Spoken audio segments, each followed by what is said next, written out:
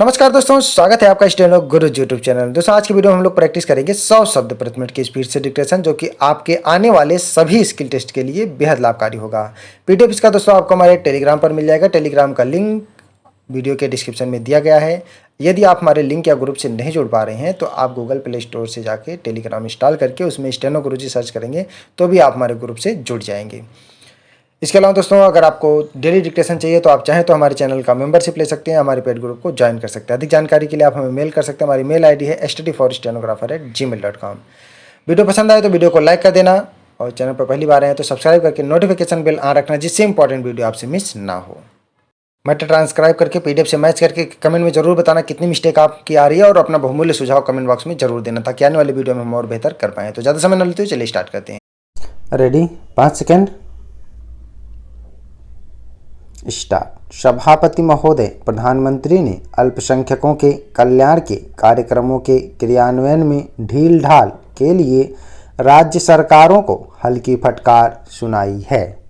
यह सही है कि अल्पसंख्यकों की भलाई की योजनाओं पर अमल की गति असंतोषजनक है।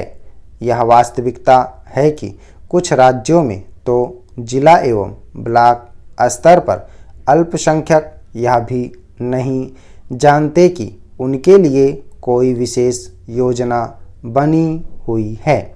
राज्य सरकारों ने योजना के प्रचार के लिए भी कदम नहीं उठाए हैं, जबकि उन्हें इसके लिए 3 वर्ष से धन प्राप्त हो रहा है। प्रधानमंत्री ने राज्य सरकारों को यह फटकार एक संदेश में दी है, जो उन्होंने अल्पसंख्यकों के कल्याण की 15 सूत्री योजना के क्रियान्वयन की समीक्षा के लिए नई दिल्ली में हो रहे राज्यों के मंत्रियों के सम्मेलन के लिए भेजा है।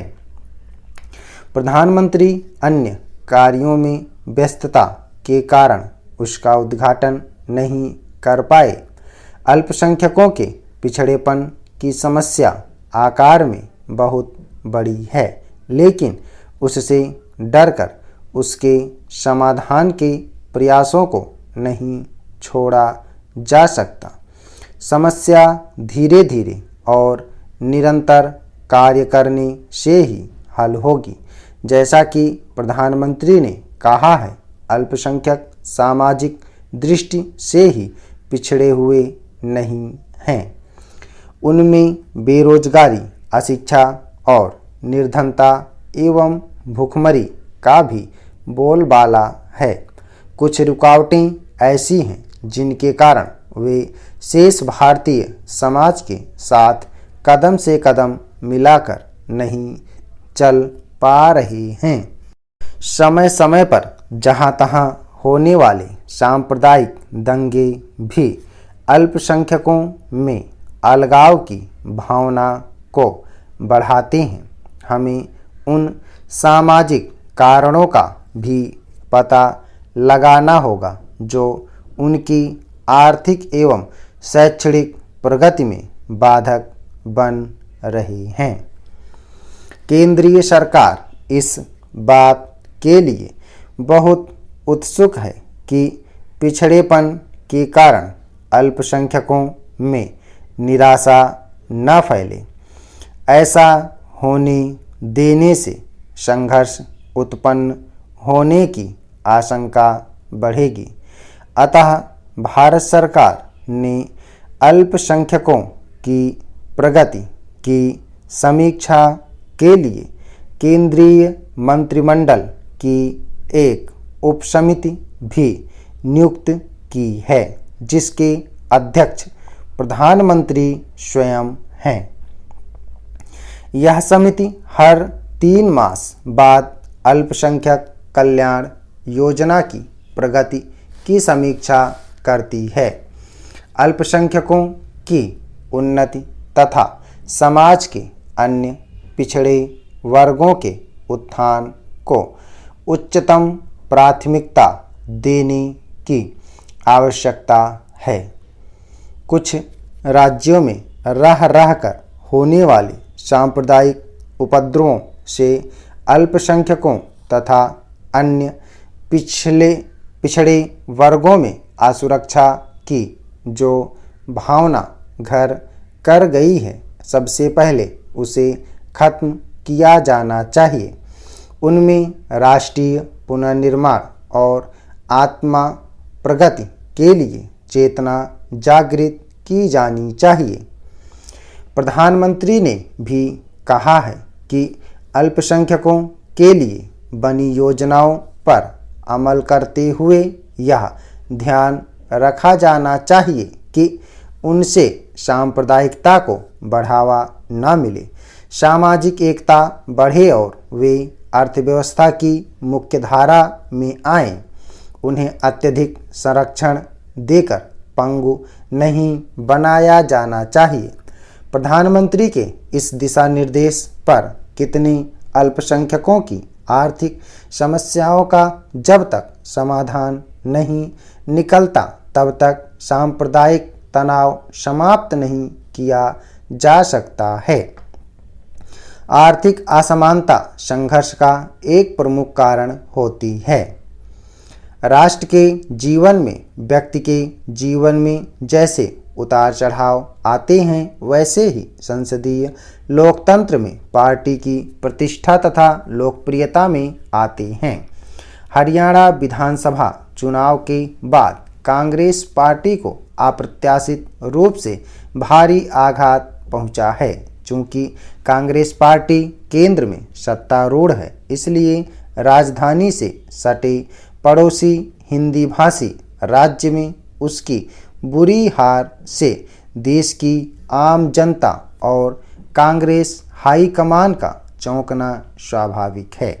हरियाणा ने कांग्रेस के शासन के विरुद्ध इतना प्रबल और सख्त जनादेश दिया है कि सिट्टी पिट्टी गुम करने जैसी बात है। कांग्रेस पार्टी के सामने ऐसे संकट पहले भी उपस्थित हुए और पार्टी को परीक्षा की कठिन घड़ियों से गुजरना पड़ा। हरियाणा की पराजय में कई तरह के कारण रहे। सोमवार को कांग्रेस कार्य समिति ने कारणों की खोजबीन करने का फैसला किया है। प्रधानमंत्री और कांग्रेस पार्टी के अध्यक्ष संगठन को सुदृढ़ करने के लिए समिति आजकल में गठित कर देंगे। महोदय, मैं माननीय मंत्री महोदय के इस दृष्टिकोण की प्रशंसा करता हूं, जिसके बारे में मुझे आज ही समाचार पत्र में प्रातःकाल पढ़ने का अवसर मिला कि वह व्यक्तित्व का सर्वतोन्मुखी विकास चाहते हैं। अतः हम उनके इस दृष्टिकोण से सहमत हैं कि व्यक्तित्व का सर्वतोन्मुखी विकास होना चाहिए, किंतु इसके साथ ही यह व्यक्तित्व जो समाज का ही अंश है, सामाजिक परिमाण में ही विकसित होता है। इसलिए दिशा ज्ञान और सामाजिक परिमाण से ही ऐसी स्थिति पैदा हो सकती है जो हमारी आज की योजना प्रक्रिया के अनुरूप होगी। मैं यह कहना चाहूँगा कि हमें आत्मसंतोष और इस प्रकार की दुर्दशा के बारे में सावधान रहना चाहिए। यदि हम आत्मसंतोषी हो जाएंगे तो संसाधन नहीं बढ़ा सकेंगे।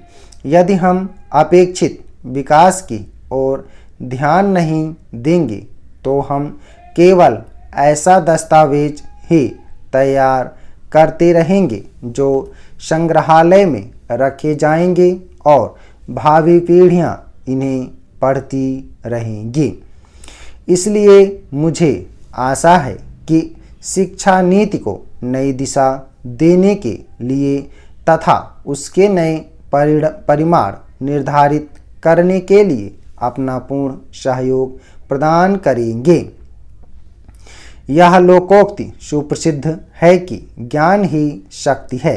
प्रायः यह समझा जाता है कि शिक्षा से ज्ञान बढ़ता है, किंतु क्या शिक्षा का मुख्य प्रयोजन ज्ञानवर्धन ही है?